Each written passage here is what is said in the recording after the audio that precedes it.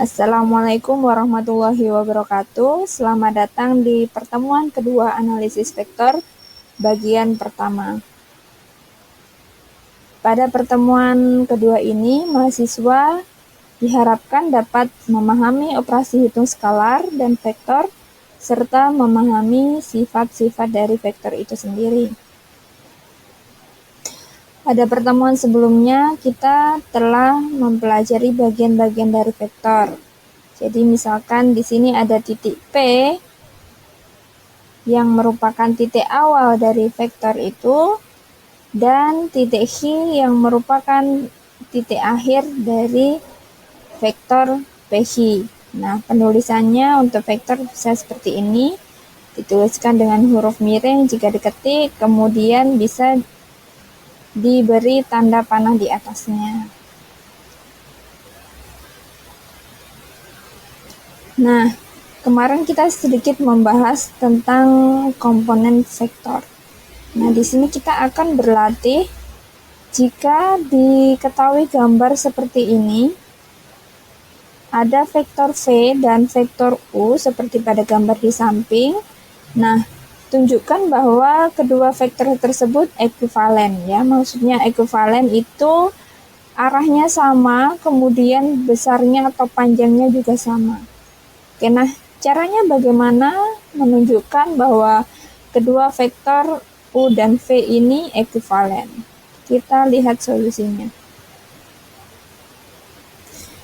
Oke, kita ketahui bahwa vektor U ini titik awalnya adalah titik R pada posisi 1,2 dan titik S berakhir di titik S pada posisi 4,4. Sedangkan vektor V ini titik awalnya ada di titik P 0,0 dan berakhir di titik H pada posisi 3,2. Nah, langkah yang pertama untuk menunjukkan bahwa kedua vektor ini ekuivalen atau tidak, yaitu dengan menghitung panjang vektornya terlebih dahulu.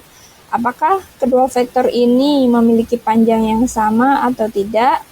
Nah, kita menggunakan persamaan panjang ya, atau jarak. Jadi D atau panjangnya, jaraknya distance, sama dengan akar dari X1 min X0 kuadrat. X1 ini maksudnya adalah X pertama, dan X0 ini adalah X awalnya. Ya, dan seterusnya, Y1 dikurangi Y0 kuadrat. Nah, langsung saja untuk misalkan pada garis PH atau vektor V, kita ambil XI-nya misalkan 3 ya, ini yang H. 3, kemudian X0-nya atau titik awalnya 0. Jadi 3 dikurangi 0 kuadrat sama dengan 3 kuadrat, artinya 9, ditambah dengan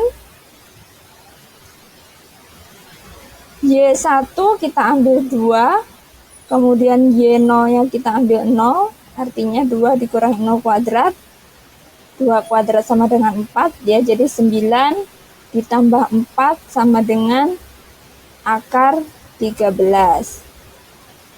Itu untuk PQ, dan berlaku juga untuk RS atau di panjang dari vektor U.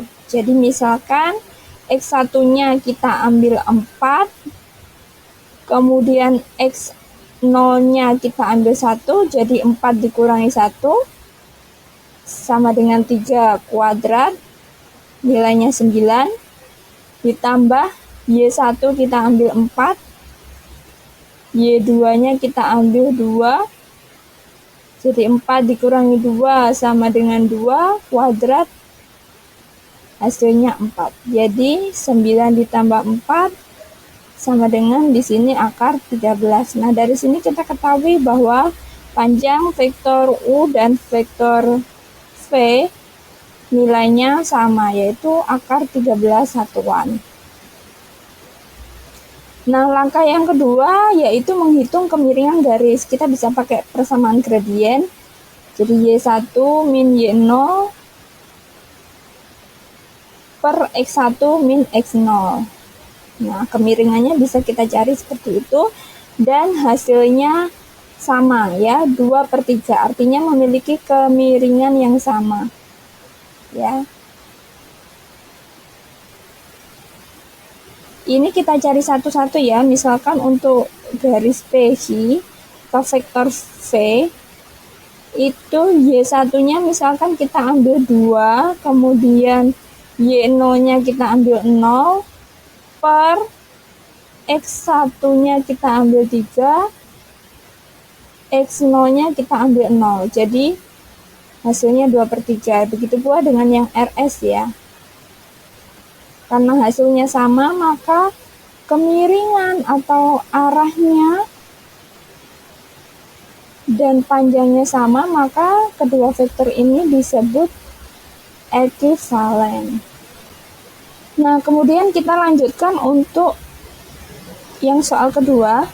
Di sini diketahui vektor V, tentukan panjang dan komponen-komponen yang membentuk vektor V. Ya, jadi kemarin kita bahas ya, kalau arahnya misalkan ini arah ke mana ini? Barat laut ya. Nah, ke barat laut, maka ada vektor yang membentuk vektor V. Jadi komponennya ada Vx dan Vy.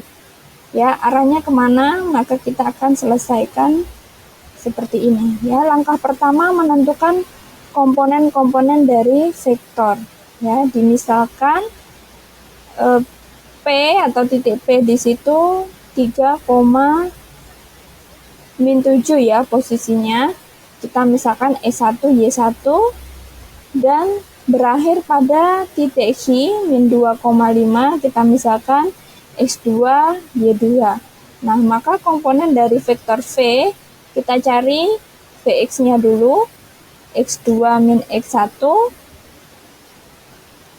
ya, X2-nya min 2, X1-nya 3, berarti min 2 dikurangi 3 hasilnya min 5, dan Vy-nya adalah Y2 min Y1 sama dengan 5 dikurangi -7, hasilnya 12. Nah, dari sini Vx kita ketahui bahwa hasilnya -5. Artinya arahnya ke kiri ya, karena negatif, dan panjangnya atau besarnya sebesar 5 satuan. Ya, berarti Vx-nya ke kiri sebesar 5 satuan, dan Vy-nya yaitu 12. Karena hasilnya positif, maka komponen Vy itu mengarah ke atas dari titik awal sepanjang 12 satuan ke arah atas. Nah, kemudian langkah yang kedua adalah menentukan panjang vektor. Ya, menggunakan persamaan yang sama seperti contoh pertama tadi.